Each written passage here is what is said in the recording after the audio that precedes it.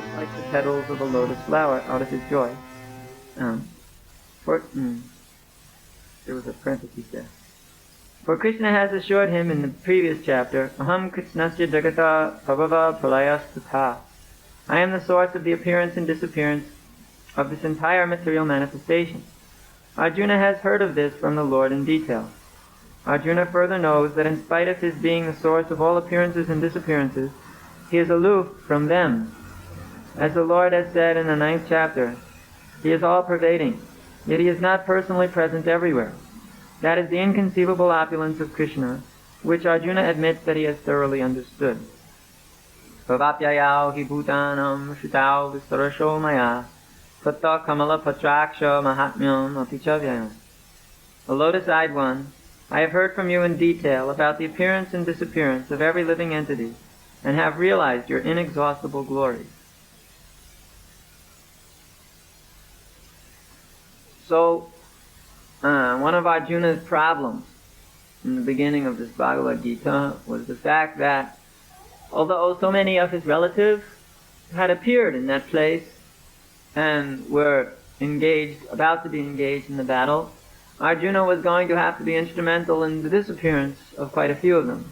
And of course, at this time he did not know exactly how many he would be instrumental in the disappearance of. But by the time the battle was finished, he was the cause of all their death. So Krishna, knowing this well, instructed Arjuna about the nature of existence in terms of the appearance and the disappearance of all living entities, and also in terms of his own appearance and disappearance, showing the difference between the two. Now, as far as Krishna is concerned, his appearance and disappearance is like the coming and the going of the sun. Simply, it now is appearing where we can see it, and then later on it appears where we cannot see it. So, such appearances and disappearances are not actually like birth and death. They are more like the appearance and disappearance of the sun. It is due to the relative position of the seer and the object. Now, in terms of the living entities' appearance and disappearance, the living entities' appearances and disappearances are exactly an appearance and a disappearance. They come in one form for some short period of time, and after that lifetime has been lived out, they disappear. Meaning they go away from that spot where they formerly were, and no one can see them anymore. But everyone can see their body, which has now died, and which is now useless, and which is now going to be disposed of. So, the difference between Krishna and the living entities is very great. Krishna, his appearance is at his own will, and the living entity is forced by the law of karma to accept a particular body at a particular time. So, in this way Arjuna could tell or hear about the actual Krishna conscious way of thinking about the death of others. That Krishna conscious fashion by which you think about the death of others is that you don't consider that this is the death of the soul. You consider this is simply a change of body. Bodies may change so many times, so often, and they will, sometimes quicker, sometimes slower. In the material world, we sometimes change our bodies at a quicker pace. In lower species of life, for instance, in the insect species of life, they change their bodies very quickly because they have a very short duration of life. This world is filled with, this is why it's called Marcha Loka. Marcha comes from Mritu. Mritu means death. It is a place where there's a lot of dying going on. Especially in the lower forms of life, dying goes on very quickly. Of course, there are some, very few animals who live quite some duration of time. Maybe some turtles live for some hundreds of years. Maybe some trees maybe even live for thousands of years. In America, there are some trees who live for thousands of years. Redwood trees. Maybe there's some other creatures who live pretty long, but for the most part, they live shorter time than the human beings. I mean, that's of course considering the human being's normal duration of life, 70, 80 years. Most other creatures live very short period of time. For instance, if you take certain plants, they're born in the spring and they die in the fall. or especially those plants that we eat, they only last for the season, then they're finished. Of course, some fruit-bearing trees, they go on living, and others, of course, there are trees which go on for a long time. Some hundreds of years also, some trees. But most insects, some insects' duration of birth or duration of life is so long as one night. Very short period of time. They take their birth in the early morning. At night, they manifest, lie around the light all night long, and have some sex before they die. In the morning time, they die. Their mother gives birth, then they come out again. Then they take their birth, lie around the light, then they die. Some insects maybe live for a week or two. Some insects maybe live for a month. But, in fact, the duration of life of everyone is limited like that, especially in this material world. So therefore there's a lot of appearing and disappearing going on in what's called Marchalok. The place where there's a lot of birth and there's a lot of death. And in between there's a lot of suffering. Whatever the living entity does, whatever he tries to do, although it may bring him some very short period of temporary happiness, it generally brings him a lot of distress. Because that is the nature of this material world. It is a place of unfortunate suffering. Now, we living entities who are here in this world of birth and death, we should understand full well the real face of the material existence. And we should be very eager to get out of this material existence, not to want to be entangled in the material existence. You see people everywhere, they're doing this and that here and there. And who's happy? Which one of them are actually happy? None of them.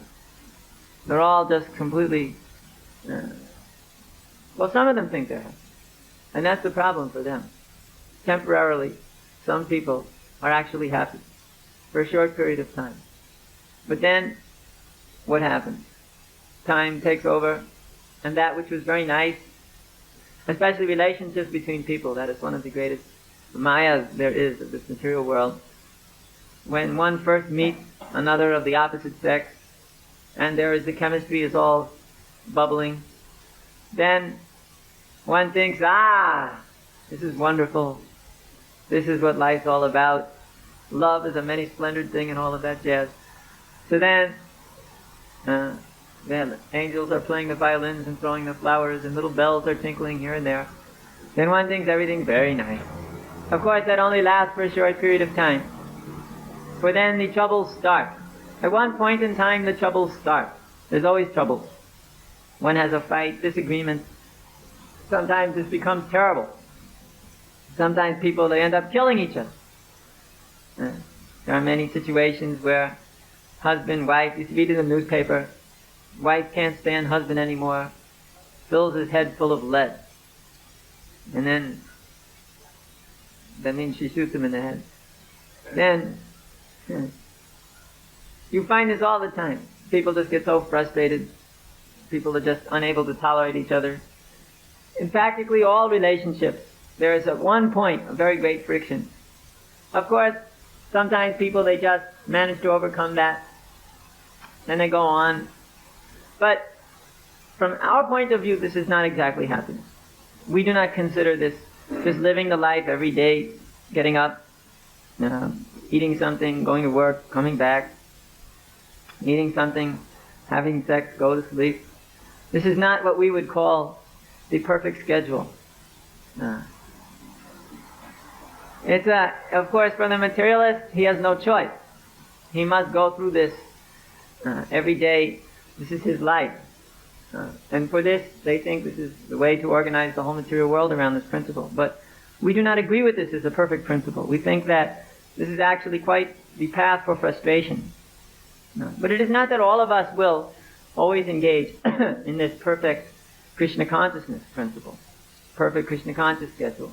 Therefore, in the Varnashram Dharma, the actual principle is that one gets trained up in the Gurukul, the spiritual master, offering everything in the service of the spiritual master. Then he will go and raise family and household life, living outside, making his own way through the society. And then when he's fully finished with all that business around the age of 50, he will renounce and go to holy places and render service again. In this way, in a normal society, the young teach the old. The old teach the young. Of course, the young teach the old also in one way. But the old teach the young. And then in the Middle Ages, between 20 and 50, one is engaging very hard in materialistic activities to try to get ahead in the world, but then afterwards he realizes there's no value in this and he gives it up and takes up spiritual life again. So this is the normal way of life within the material world. Although it is not exactly yet established like that in Krishna consciousness, because we don't have that many devotees. But actually this will also be the ways in the future. However, we want to have these varnashram communities so that we can engage people very nicely during that middle period of time. Not that they have to go out and get a job in the material world. We want to give people a place to live so that they can be Krishna conscious in a Krishna conscious atmosphere, even in their household lives. This is actually a way in which one can become quite situated very nicely in the material world, because Krishna has set up this varnashram institution so that everybody has a place during the times when all desires are bothering one. Everybody can have a place properly situated. But this means that there must be a lot of self-control, because usually people, they get out of control when they're in such a circumstance where there's a license for sense gratification. So then generally things become all confused. And during these times of confusion, one is not able to see clearly anymore how he should act. But the materialists, they don't follow any principles, and therefore they're basically having trouble. Now, they may think it's very nice, but as soon as there's disturbance, then everybody's suffering like anything. One who is able to tolerate, he's able to tolerate all kinds of conditions, which the normal people are not very much able to tolerate. One who practices toleration has got more ability to overcome the suffering conditions of the material world than those who don't practice toleration. Those who are used to trying to fulfill all of their desires as soon as they get them, they are unable to understand what tolerance, austerity, penance, sacrifice, these very important concepts mean. But one who's a devotee, he can understand the potency of these things, and he engages in these things with great determination. Whereas a materialist, if they have a desire, they simply want to fulfill it, that's all. Therefore, they suffer due to all kinds of circumstances. All kinds of circumstances come and they suffer. Whenever something bad happens, they suffer very much. Whereas those who are accustomed to penance, austerity, sacrifice, they are not going to suffer so much when disturbance comes. You become accustomed to suffering conditions. When there is some suffering condition, then you are not very disturbed. If one is only accustomed to getting whatever he wants, the slightest thing will make disturbance to him. So therefore it's very dangerous to be in that position. So our Krishna consciousness movement very mercifully grants us a lot of things which build our austerity, our sacrifice, our penance, and give us the proper understanding of how to act and what to do. Therefore we are very lucky. We are living in an austere environment. Actually, although it may not seem so austere, it's actually austere compared to the way the conditioned souls in the material world are living. Sometimes somebody may feel envious. Oh, this person, he has his apartment, his home, his family, his car, his sense gratification, his TV, his stereo, goes to the movies, whatever. Oh, how nice. Of course, one doesn't also think of the fact that he has to leave home early in the morning, work all day like an ass in some business, and come back late at night in order to support all this. But one thinks in his illusion that all these things are very nice that materialists have. But actually, it's pretty boring if you just have 1, 2 rooms or whatever. So even if you have a whole big house, but all day long just staying in the house, you can go really mad, just looking at the same pictures and the same walls. It may be very nice when you put all the furniture in it. In the beginning, you're endeavoring to decorate your house. It's something to do, so one likes it very much. But then when the house is all decorated, and every day you get up and there's the same stuff on the walls and the same furniture in the same place and everything is the same, and all day long you have to stay in that place. Therefore the wives, they go mad in the material world. Just all the time they're just looking at the same walls and the same things. And they don't know what to do. Therefore when the traveling salesmen come, they immediately invite them in to have sex. Because that's all they can figure out what to do during the day in these places. Because it's so terrible in these homes. Nothing to do all day. So the man, he's out working like an ass, and the woman, she's home going crazy. And at night they meet. Bliss. For a couple of hours in the night, there's great bliss. Of course, it's generally not so much bliss. Usually there's a lot of yelling going on too. Why didn't you do this? Oh, what do you mean? Why don't you do it yourself? And what do you do all day? Well, I'm going crazy here. What do you do all day? Anyway, I'm not very expert in all these affairs. But we have seen that there are troubles in the material world, certainly, with this business. We can also imagine how many times you can clean the same place. All day long, all you do is clean the same place.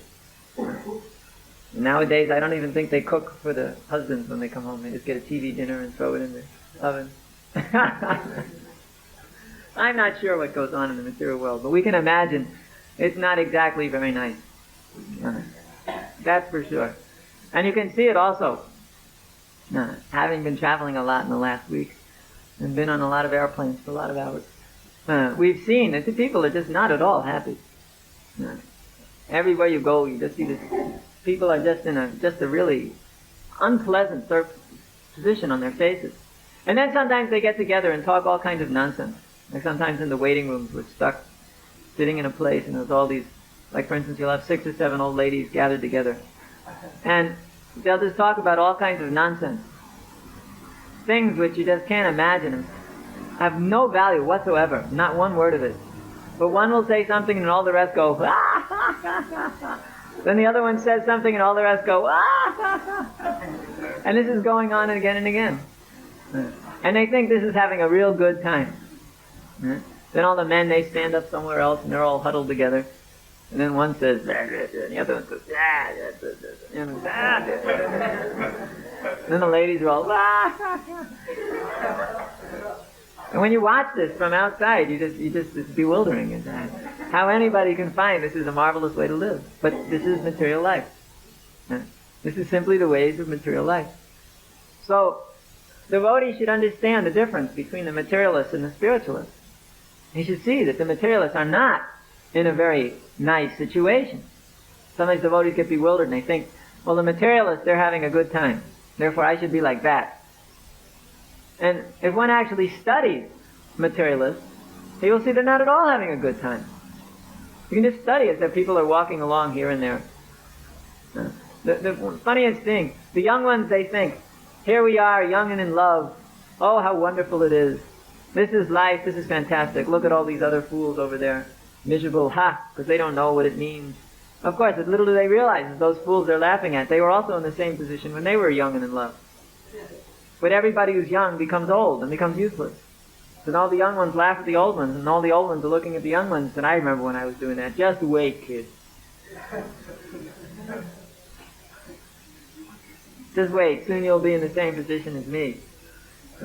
But the young one, they never think like that. They think, everything's fantastic, wonderful. So, one can see these things. You can begin to understand the true picture of the material world, the true face of the material world, is that it is going to bring us to a troublesome condition. Always. Just getting old itself is a troublesome condition. Just watch an old person try to get in and out of a chair, something we take completely for granted. Something which you can see on airplanes. When you're sitting on an airplane, they got packed 5 people up and then the guy in the middle has to get out, right?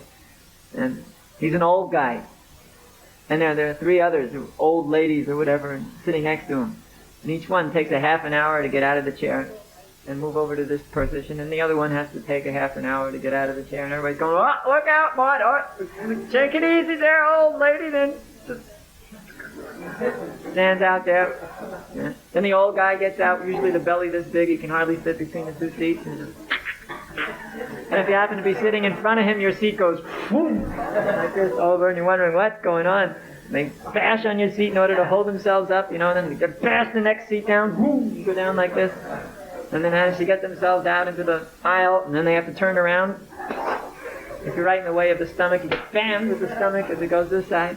Then they manage to go down to the bathroom holding on to everybody's seat.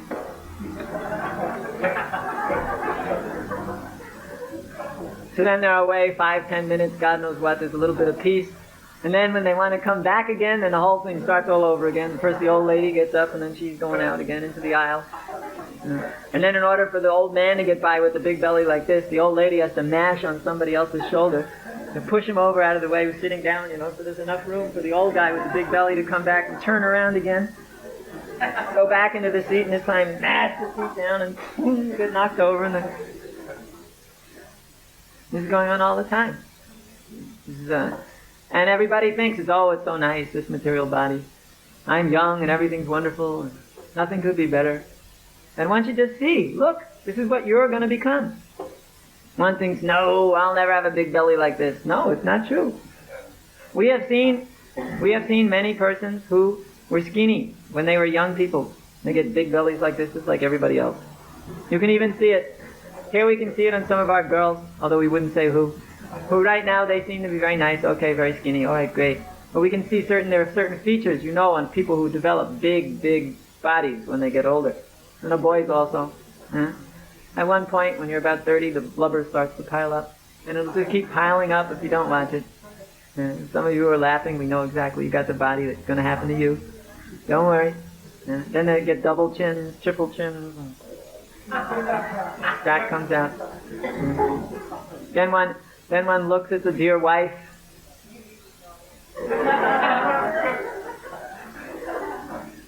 Then they look at the wedding picture.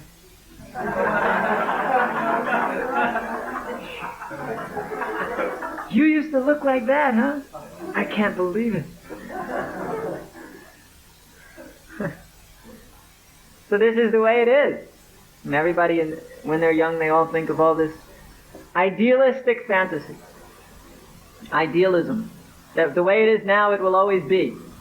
The way all these loving affairs and all of this nice maya of the material world, this is eternal. Actually, it lasts for some short years. Even in the material world, two people live together, but they get sick of each other in a short period of time. Every day, the same face. Therefore, they break up, and one runs away with the other one runs away with the other one. This is going on all the time. Then we're thinking, if I could just live in this wonderful household existence, then I would be happy. In the material world, with everybody else out there, dancing and playing. Then I'll be happy, so happy. No, it doesn't work like that. We find this, everybody's dissatisfied. Even somebody may be a little bit in a nice position, still he's always thinking, well, what if I captured this one, or I captured that one? There's scandals going on all the time, everywhere you go. In the office, everybody's married to somebody else, but they're always trying to have sex with the secretary in the closet. Or they try to capture this one and go out when the wife is sick or something, or away, or they say, I have to go business here. I have to go traveling on some business assignment. And they run away with the other one for 3 days, and then they come back. This is going on all the time. This is the nature of the material world. No one's ever satisfied with one wife or one husband. Everybody's cheating on everybody continuously. All these things going on. And all just with the whole desire that we're going to enjoy in the material world something. But they're not happy either, because they always get caught. Then there's a big fight, and the wife hits the man over the head with the rolling pin. Then he punches her in the nose. There's a big battle, and the furnitures are blasting, and the dog is barking, and the kids are running here and there and screaming and running out the door, and the neighbors are opening their windows and going, what's going on over there? And then the kids are running out and saying, Mommy's beating up, Daddy's beating up. And the father goes out, grabs the kid, shut up, you brat, throws him in the house, slams the door, more beating and fighting is going on. One thinks, no, this only happens on TV. Well, where do you think TV got it from? So, maybe one doesn't have this kind of a problem exactly, but there's another kind of a problem. So one should never think that it's going to all be very easy. No. One should stick with the very simple Krishna conscious principle. And if one has to, all right, one should get married, live very peacefully in Krishna consciousness, and don't chase other girls. And other girls shouldn't chase other boys, and everybody should be very peaceful and calm in their Krishna consciousness. Otherwise, there's going to be havoc when one tries to imitate the material world. And then he brings all of that madness, which we've forgotten all about, into the temple of Krishna consciousness, and then we're just going to have chaos. Therefore, everything has to be done in a very simple, calm way, which is you follow your ashram. If you're a brahmachari, you follow properly as a brahmachari. Not that the brahmacharis are chasing the brahmacharinis, and the brahmacharinis are chasing the brahmacharis, just because it's springtime. Even the translator cracked up on that one. Yes, it's springtime, and all those little flowers are just floating their little pollens and other fragrant aromas in the air. And everything is ripe and ready for fertilization.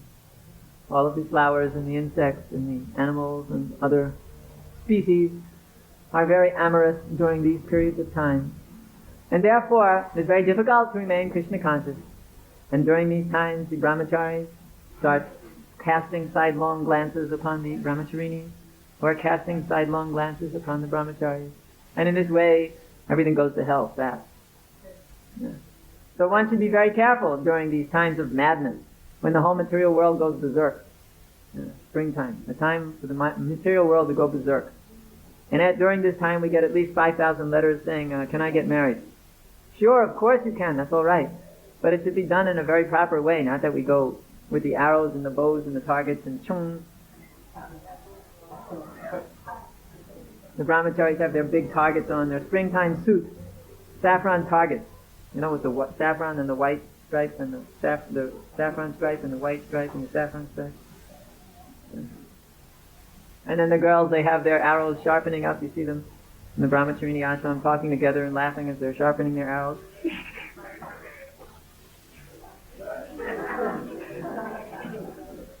Combing the feathers on the bottom of the thing. Sometimes they even engrave names in these arrows. Brahmachari Joe.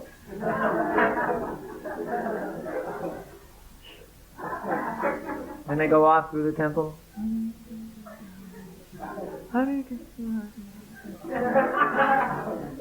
Oh, there's Brahmachari Joe's target on the horizon. Brahmachari Joe comes with his saffron white target, with the saffron round and the white strip and the saffron round and the white strip, and brings his target out into position. He notices Brahmacharini over there. He puts his target in the right position so maximum space is available. And she goes, look at that target. Oh.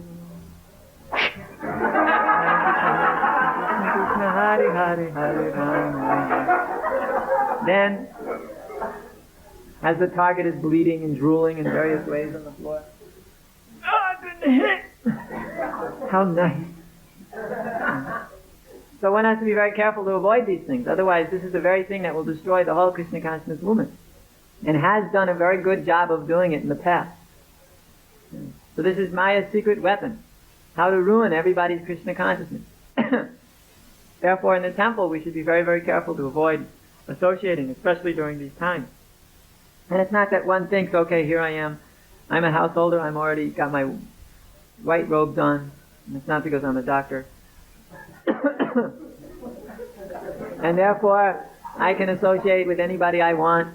You know, you can give me, 50 girls to take care of. It's no problem. After all, I'm already chewed up by one of them. It doesn't matter anymore.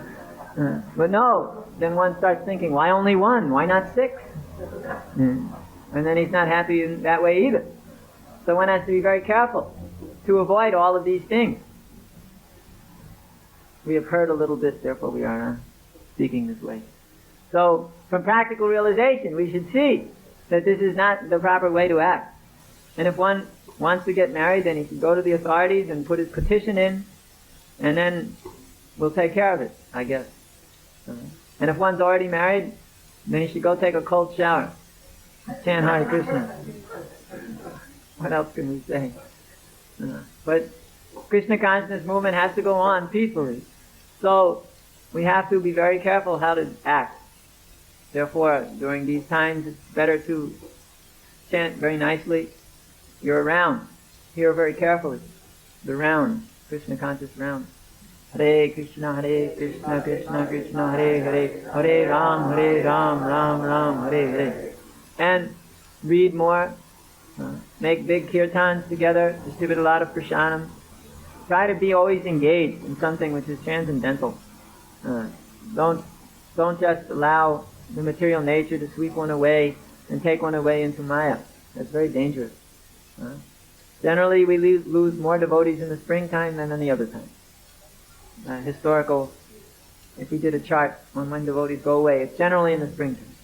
And when do devotees come? Generally at the end of the winter.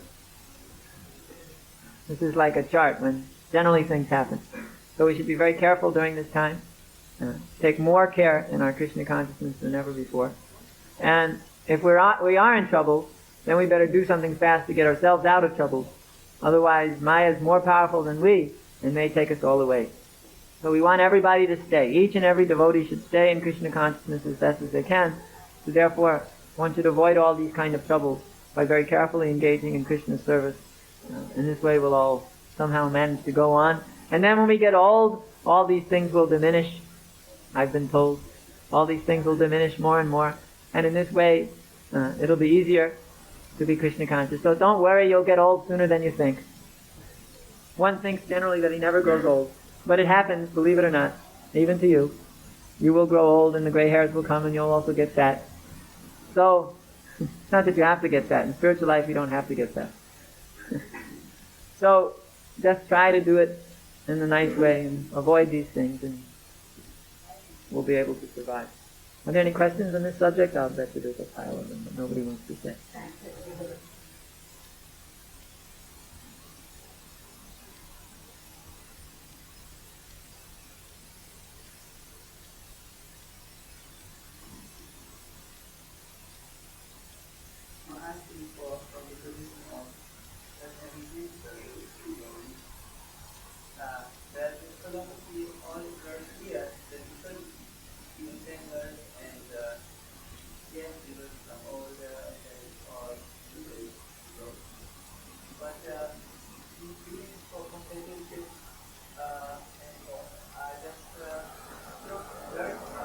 Yes, so we say, get married, it's okay. But you're only going to get one wife. We tell them like that. That's alright. Go and get yourselves married, that's okay.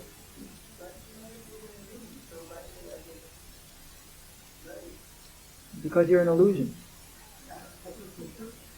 It's not an illusion. It itself is an ashram. You're an illusion. Therefore you're fit for that ashram. Go right ahead. But if there is no purification... Who says no purification?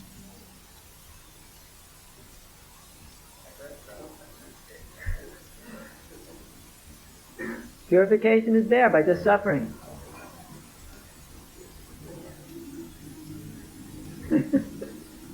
One has to live out certain desires sometimes, and if he doesn't, then sometimes he goes crazy. So it's better to be in that position and go on than to not be in that position and one day just leave. Sometimes people, they just one day disappear. Hey, where did he go? I don't know. That we don't want. So better you suffer in the illusion and be around than to disappear and not be around. And we're being very practical.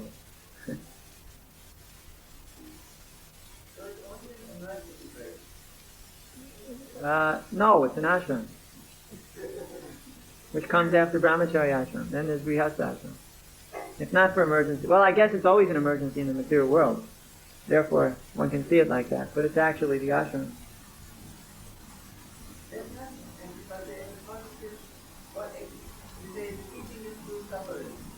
Well, also through detachment. One learns detachment.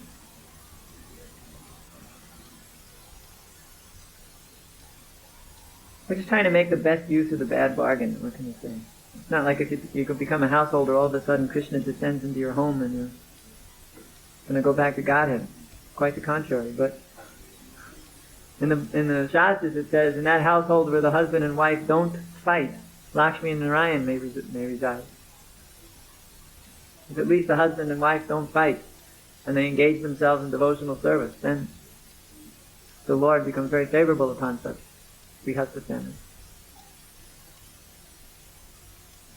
So in the Shastras it is stated that one has to go like this through these stages. And we see it practically as well. But that doesn't mean you're guaranteed success just because you get married.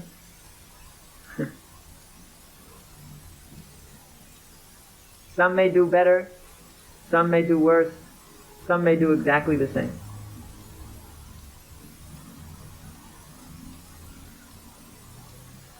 But we've seen some remain brahmachari and then disappear. And that we're afraid of.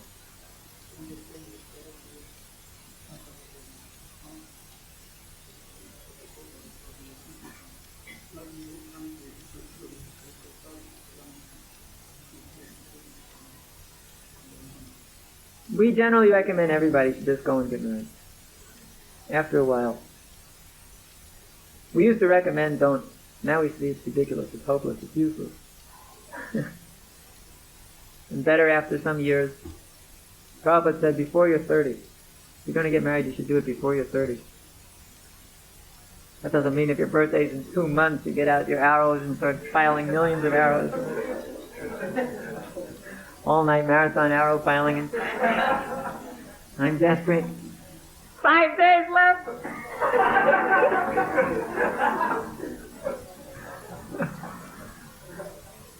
But actually that's, so Prabhupada said before 30 is the best time. Anyway, if one is desperate after 30, but still, it's kind of like a part of our philosophy that, we don't really get into very much. It's just today because there's a special occasion. But besides that, generally, we don't really get into this too much. Because it's like if you say, okay, here you are a brahmachari. Well, actually, later on you're going to realize that this was the best time of your life. But while you're in that, if all the time you're thinking, why don't I get married? Then it becomes completely a joke. There's no value in it either. Therefore, better you get married and then remember how nice it was when you were brahmachari, so that when you're 50 you'll think, maybe I should go back to that. Which is the whole point. The whole point of married life is to give it up.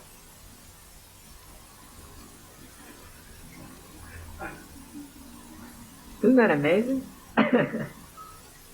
It's like something you have to do, you can't avoid it.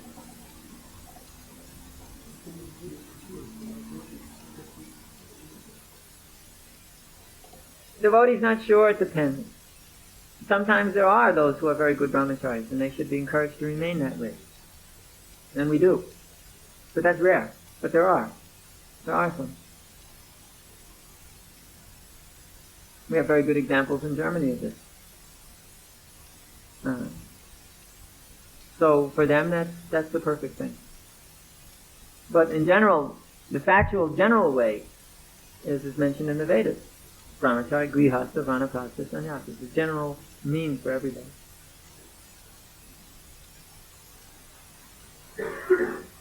I found the more you preach about brahmachari, the more everybody wants to get married. You found that too? Then they all go, yeah, and then boom, one day they disappear. Where'd he go?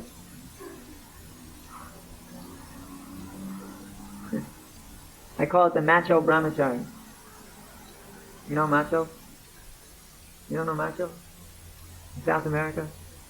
Macho? With the hair on the chest? The big V? Macho brahmachari. Anyway. All these colorful words I can't use because nobody knows. But a big show, and then all of a sudden one day, you find, hey, where'd the macho brahmachari go? Oh, he got married and ran away with, Devi Dasi, they're over there. So this is not good. So we are trying to discourage that artificial show. And we found, and we talk a lot about everybody should get married, then the real brahmacharis, they don't like that at all. So then they reject that. So that's good. So it's more natural, I guess. But then again, we may look at some of our own householders and realize that ain't a bed of roses either. Or maybe it is with the thorns, Household life like that in one respect. It's like you take the thorn twigs, the rose twigs with all the thorns, and you put it at the basis, and then you put rose petals on top of it. Like a bed, right? It looks very, very nice. And then when you lay down in this nice... Sridhar Maharaj once described household life as like Hansel and Gretel and the witch, Hansel and Gretel? It's German, right? Hansel and Gretel. So you have the peanut brittle house, a very nice peanut brittle house, and inside the witch lives. So you're going to the nice peanut brittle house, but when you get there, the witch comes out, puts you in the oven. So household life like this. The girls, they look very, very nice. And they're attracting us. Come on. And then when you get to the peanut brittle house, you want to take a hung, the witch comes out. Rah! So all these possibilities are there.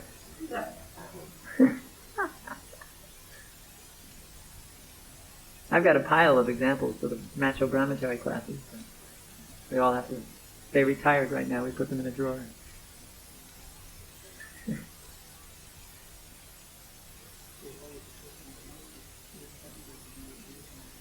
Is it possible to be a real brahmacharini?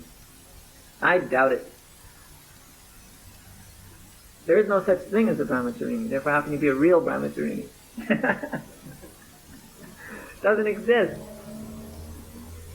It's like being a nun in the Catholic Church. It's just a recent development. It's not part of Vedic culture. All the girls are married. There's no question of a girl not getting married. In fact, the fathers used to kill themselves if they couldn't get their girls married by the time they were whatever. I don't even want to mention it. You all get scared. So now in Krishna consciousness movement we have this situation. So what to do? Yeah. What can I say? Better not say. I'm only taking certain questions from those who I know will ask the right questions.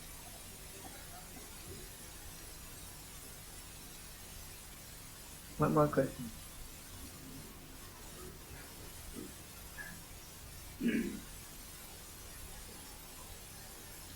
Well, if I'm very active, I can develop a preaching program with my wife, and together in that combination will be very nice for the family. They will understand that it relates to us together, because after all, they are very much there.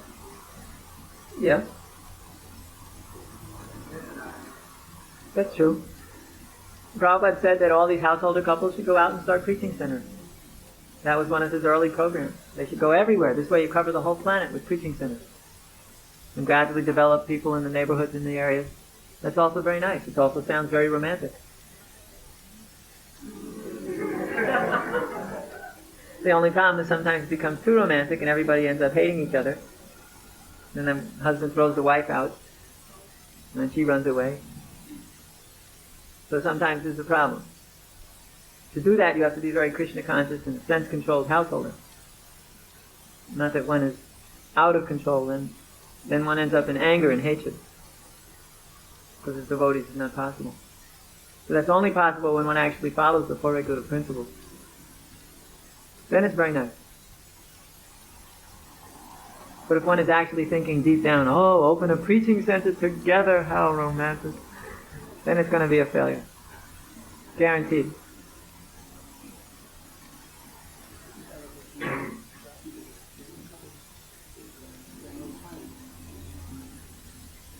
Yes, Grihastha life without children is not Grihastha life at all.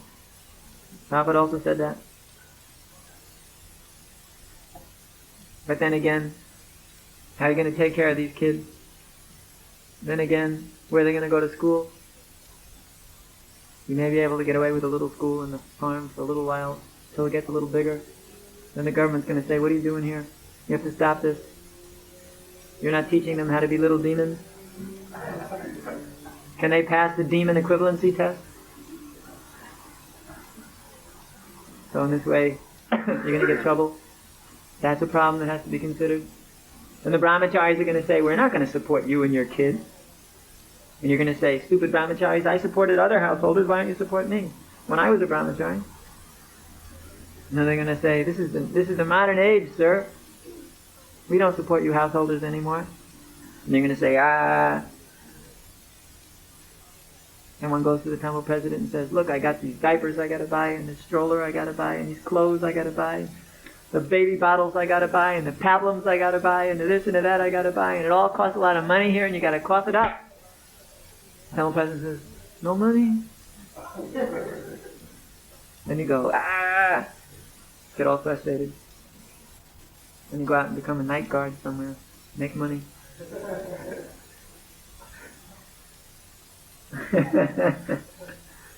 Not necessarily very nice. Life is tough, isn't it? No matter where you turn, it's tough. So one has to consider these things and not expect, okay, here I am, a householder, and I'm going to make these piles of kids, and the temple's going to pay for it. It's not possible.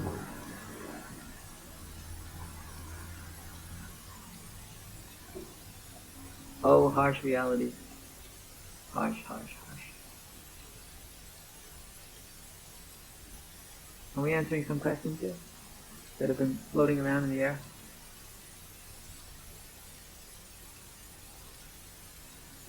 Is an ideal case rule to remain with you like that? Because Yes, Prabhupada said the husband and wife should always stay in different rooms.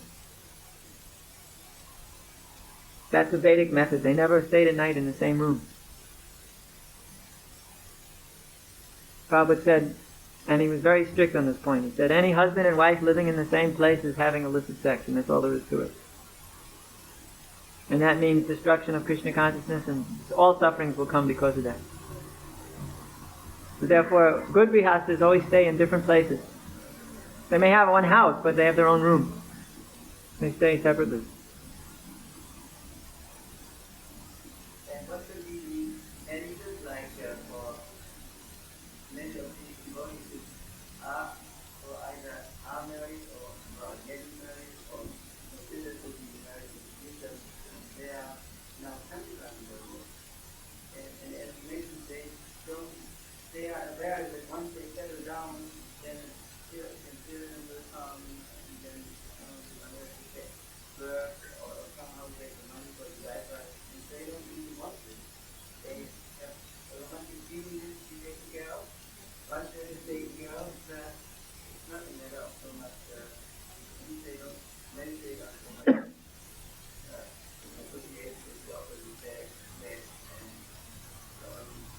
is there something for them to make an ideal mentality?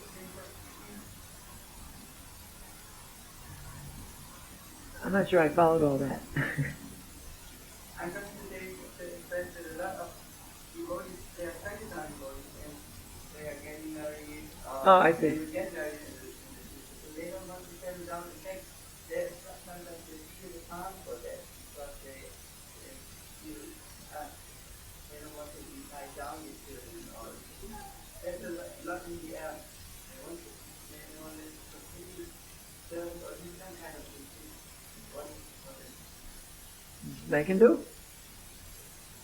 They can go on like that. But it's a little difficult to maintain that. But if they both are strictly wanting to maintain like that, then they can do. They just stay in the city center and avoid farm. If they stay in the city center, then they can go on in that way. They go out traveling, meet on the weekends only. But that means a fully renounced household life. Maybe they like that. That's okay. Then maybe they become too old for Sankirtan. Then at that time, all those other desires could be fulfilled.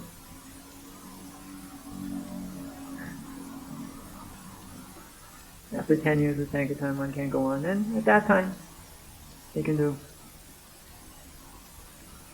Yeah.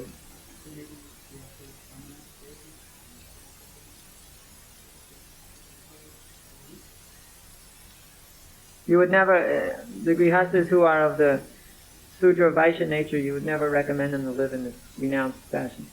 You would only do that for the Brahmana type. And the grihastas with the Kshatriya type mentality, they should manage something. And husband and wife can manage together.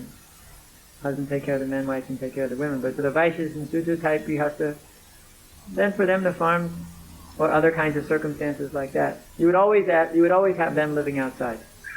They would never live in the temple. They would always live outside. Those who are of the Kshatriya mentality may or may not. They're kind of on the line. But if they live outside, they may lose the respect of those they're trying to manage. If they live inside, yet they don't act in a renounced way, they'll also lose the respect of those they manage. So it has to be balanced. But for the Brahmana types, they could live outside if they want. But they can also live inside in a renounced way, or do this Sankirtan. That's also possible. Actually, it's good you asked that question. That's cleared up a lot.